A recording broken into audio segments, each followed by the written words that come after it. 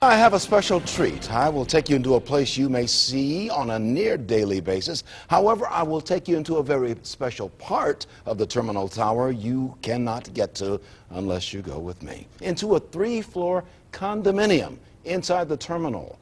The builders of the terminal tower years ago actually lived there. The terminal is part of my Ohio, as we call it. You will be amazed at what you see, but only if you come with me.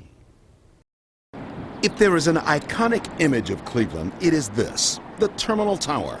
For generations, it has cast a long shadow on downtown's public square. Oldest of the skyscrapers in Cleveland. Younger upstarts have come along, bigger, broader-shouldered, but the old Terminal Tower is still spry on its feet. It is the older brother who still has moves it boasted when it was the only kid on the block. 52 stories in this building. So they hadn't planned to go that far at one point. No, the original plans for this building was only a 15-story building. As the building's general manager, Stephen Burr knows every turn of the building. Today, you will venture into some corners not open to the public. But with me, I'll get you in to the private living quarters of the two brothers who built Terminal Tower. Oris Paxton and Mantus James Van Sweringen were railroad-owning brothers. In 1927, they envisioned a place for trains to rumble in.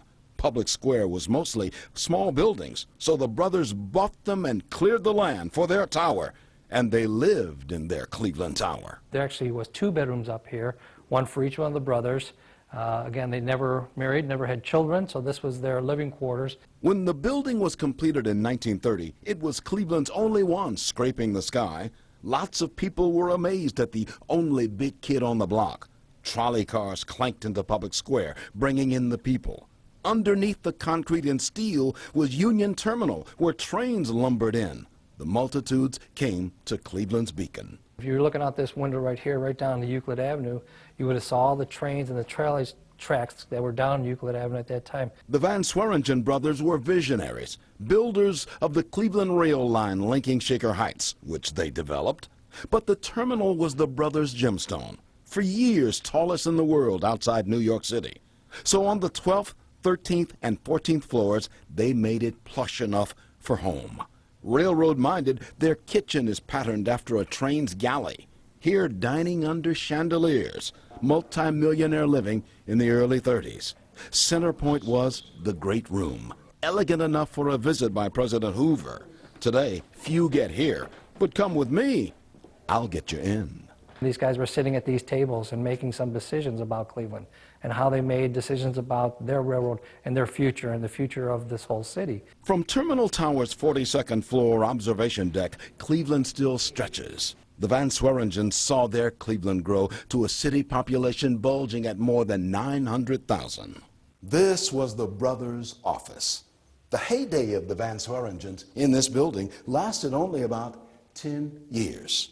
Rising debt caught them in a financial pinch. They actually sold this building for a lot less than they paid to build it. Along came the Depression of the 1930s, and the Van Sweringen brothers lost everything. Theirs is a story of rags to riches, back to rags again. So how much did they sell this building for? Just pennies on the dollar? Pennies on the dollars, what I've always read. A bargain sale of the century, only a few years after Terminal Tower began its stretch for the Cleveland sky. The Van Sweringens died a few years later, broke and heartbroken. But continuing is their building, which the world came by railroad to see. Today, on several floors, away from the eyes of the public, are memories of what was when the brothers Van Sweringen towered seemingly over the world.